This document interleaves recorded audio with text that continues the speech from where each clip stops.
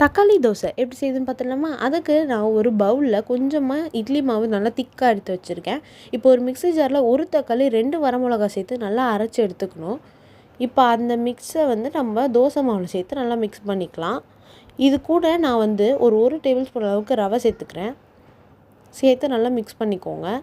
தென் 1 table spoon கடலை மாவு, 1 table spoon அரிசி மாவு. இப்போ மாவு நல்லா மிக்ஸ் பண்ணதுக்கப்புறமா தோசை தவா சூடு இருந்தால் நம்ம தோசை ஊற்றலாம். எப்பவும் போல் நல்லாவே தேய்க்கலாம், நல்லா சூப்பராகவே வரும் முறுவலாக. இப்போ எண்ணெய் ஸ்ப்ரே பண்ணிக்கிட்டு அப்படியே நீங்கள் மடக்கி விட்டு எடுத்துக்கலாம். சூப்பரான டேஸ்ட்டான தக்காளி தோசை ரெடி. யூஸ்வலாக எப்பவும் போல் தோசை சாப்பிட்டு போர் அடிக்குது அப்படின்னா கண்டிப்பாக இந்த மாதிரி ட்ரை பண்ணி பாருங்கள்.